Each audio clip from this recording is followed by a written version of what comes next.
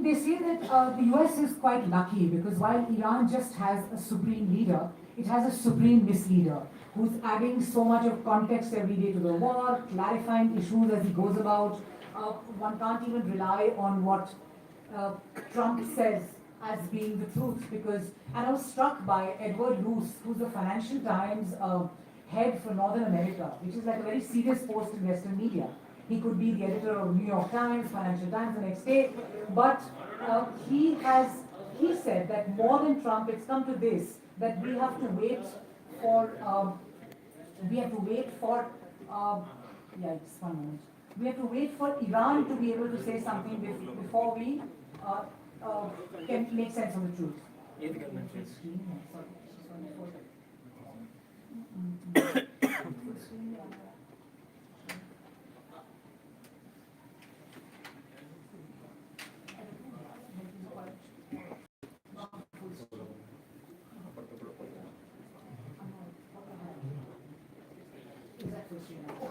Fine. So I just thought that some thoughts that I can share with you on what's happening at this very grim time.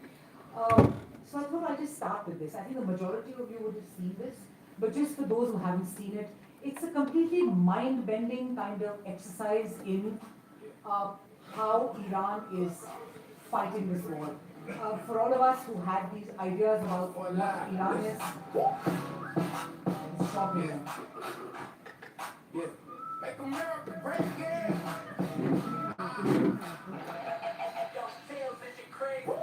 Yeah. Make America great again now. You will see what happens, yeah. Watch this. Sacred defense with protecting the soil. While you sacrifice soldiers to pay for your spoil. You bring the blow, sitting on your throne. Now we turning every base into a bed of stone. It's slaughterhouse, a trap you couldn't see. Welcome to the graveyard of your vanity. The secrets are leaking. The pressure is rising. We locked on the target. And now you are high.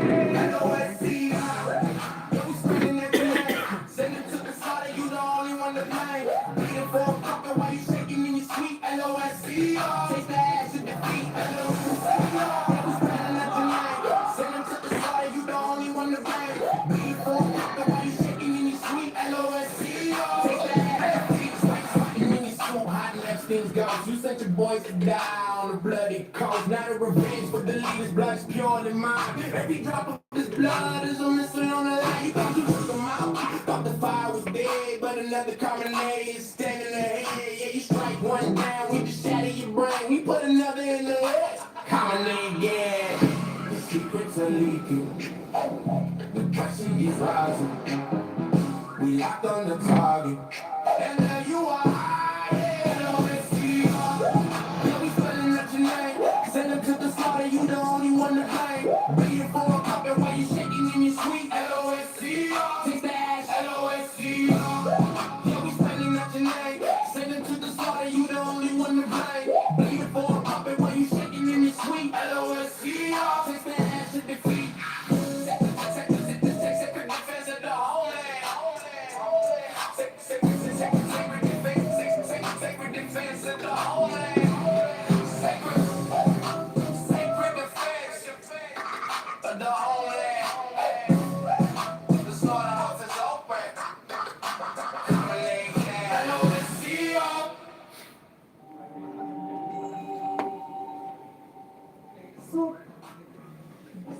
So Iran continues to fight this war by missiles, drones, and also Lego.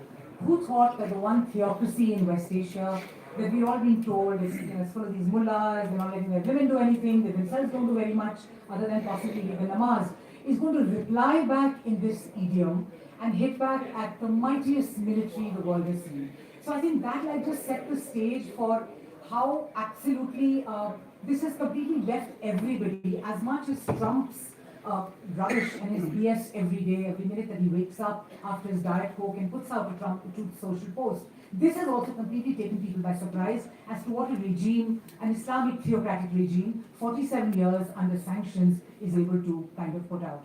So I was thinking that if Eric Hobsbawm was around and this was the age of something, we clearly are in the middle of World War III. I'm not a foreign policy expert, not even a foreign policy geek, but I just get the very distinct feeling we're right in the middle of it.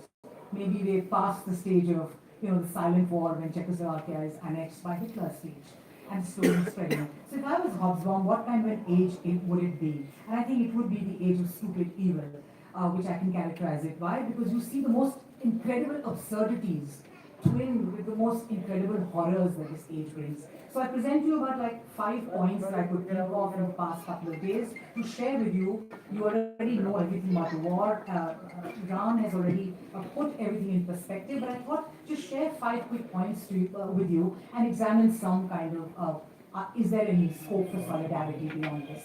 I think the first thing we must acknowledge is that it remains a horrendous moment, which for all its horrors and its crises also has some doors are opening of opportunity, and we must see that as concerned citizens of the planet, engaged people who want the world to survive and who want a better place tomorrow. It's also a bizarre time because you have a Gramsci being quoted at the World Economic Forum by right-wing Belgian prime ministers, by central bankers. They're of course misquoting him, but his famous thoughts, which he wrote incidentally exactly 100 years ago when he started doing his prison diaries, about this being a time when things haven't settled. So it's a time of monsters, was the misquote. He actually just said that between the sunset and the sunrise, it's a time for morbid symptoms to come up. But that has been read as time of monsters. And I was stunned to note that Gramsci is being quoted at WEF and bankers. So clearly a very bizarre, horrendous moment. I think the first thing that one can take away from this war, this World War III that we find ourselves in the middle of is that we were very busy attaching the word neo to a lot of words. Neo-colonial, neoliberal, neo-imperial. I think we can safely retire neo. Because what this war has brought home clearly is the very pristine, back to the basics, absolutely brass tacks colonialism and imperialism. There are 2 things I think which are central to imperialism. The first being this very resource, commodity, extractive aspect of imperial power.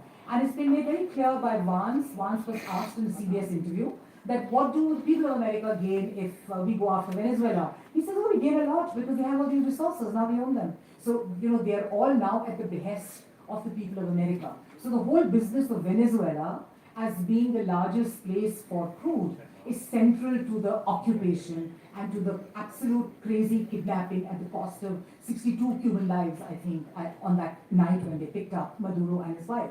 So it's very basic and extractive. President Lula of Brazil also mentioned this and said that we are now they want our gold, they want our lithium, they want our critical reserves. So I think neo word can easily be retired. The second part of colonialism, which is about not giving a damn about the people you go out to. You just demonize the people or you turn them into termites. You don't care what happens to them. So the utter disregard with which Netanyahu speaks of the Palestinians and of larger West Asia, of Lebanon, as we see what's unfolding there, and of what's happening to the Iranian people, and the way it's kind of spoken of. I noticed one thing which is quite intriguing, that the Americans always mispronounce Iraq to Iraq. But I think they're very careful not to call it Iran. They ideally should be mispronouncing it and making it about running away because that's what Iran, they're very careful to say it Iran. But I think even the US proposed kind of threats, Marco Rubio, particularly for his own very personal reasons, is constantly talking about Cuba. It's really about just annexation in the way we read in the history books, in a very 19th century rapacious, basic way. So I think the whole phrase neo can be now safely retired because we're dealing with colonialism 101, very basic form of colonialism. And also all these AI gurus giving us garbage about data being the new oil, I think we can be very clear that oil is the new oil.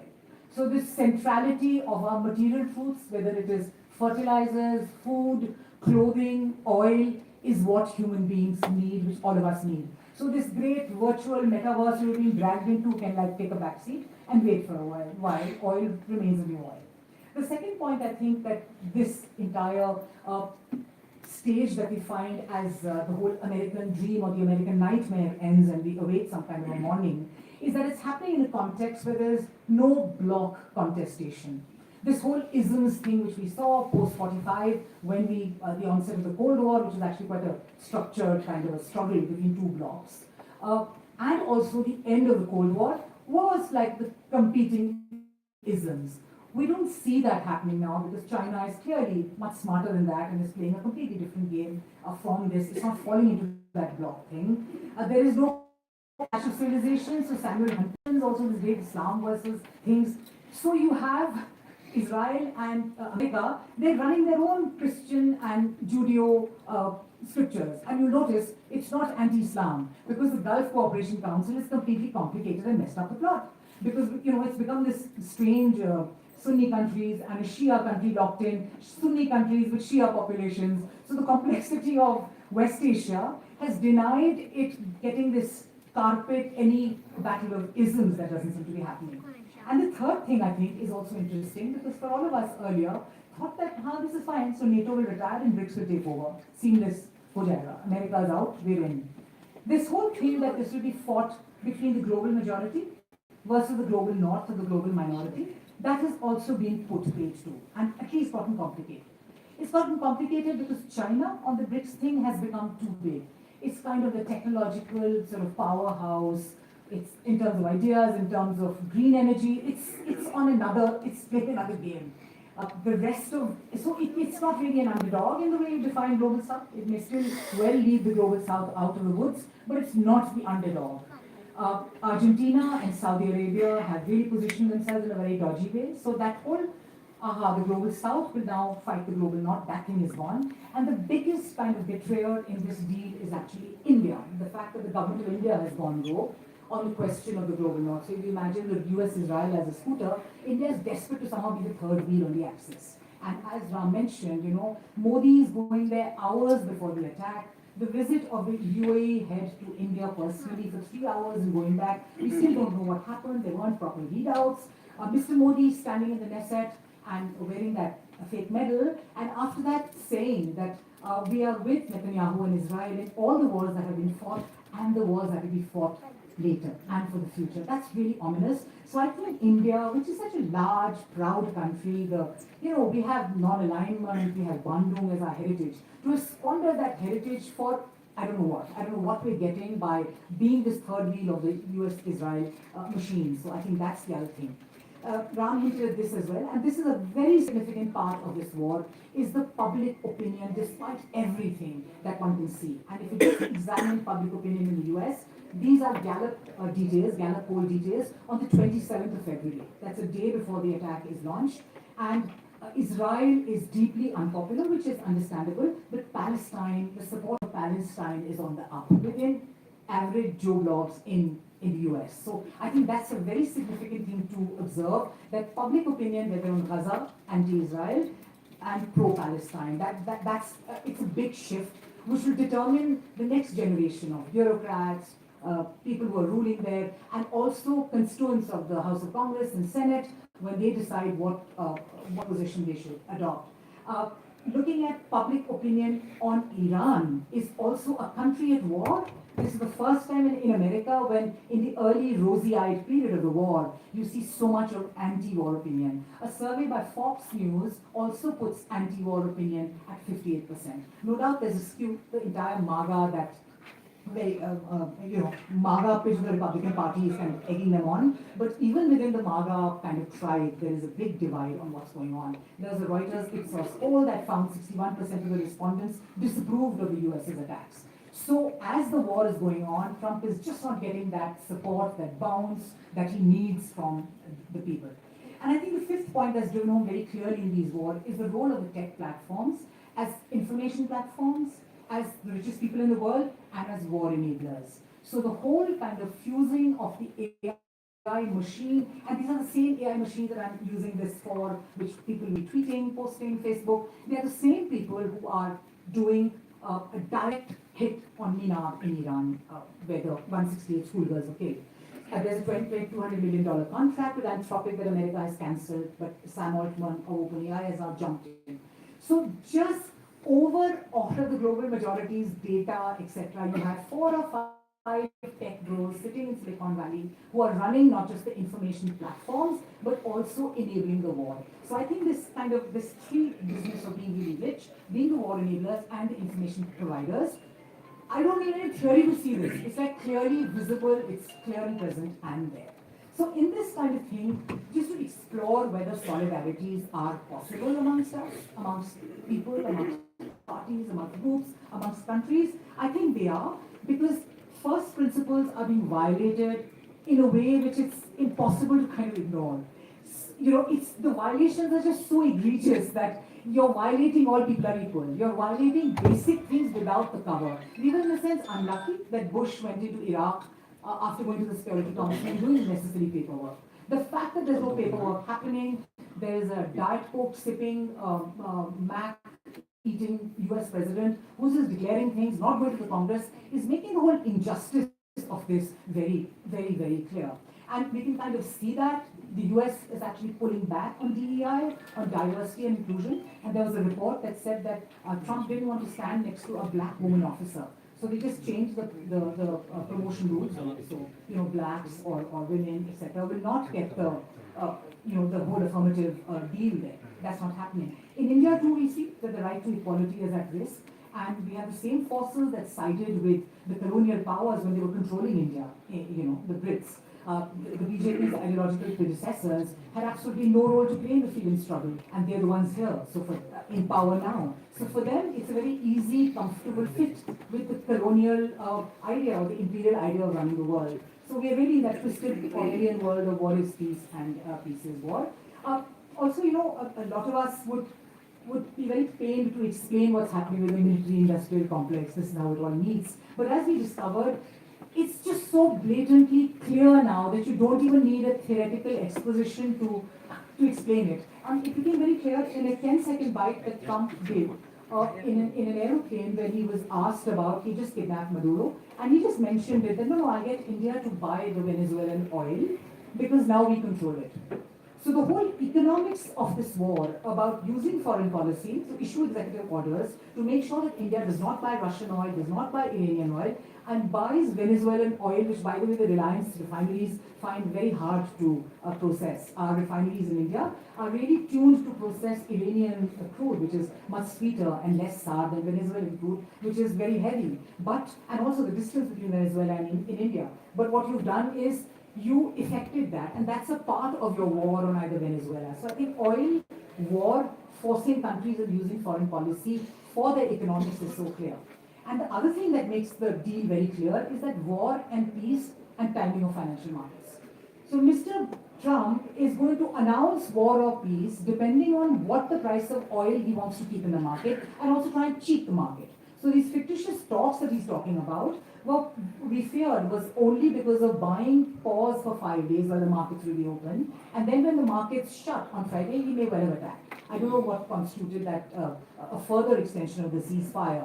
There are also reports and credible reports and documentation of trillions of rupees being made in the market by clear insider trading, whether it is on the price of oil. So just 15 minutes before Trump issues an order, there's millions, there are people trading on that. And it is not a surprise that his son runs a crypto company, his son-in-law is doing the deal. So the most absurd and the most clear, visible things are happening. So you don't have to sit and explain the political economy of the war to people. It's kind of just unfolding in real time, being made very clear by Donald Trump on an airplane. So I think that's money being made. The fact that this whole thing is locked in with the economy, with the richest people in the world being completely in cahoots with the war machine is out like never before. So I think this is an opportunity because it's a time of great clarity, for all of us to actually throw the baby out of the bathwater. Such moments don't come easily when somebody like Iran can make Lego videos.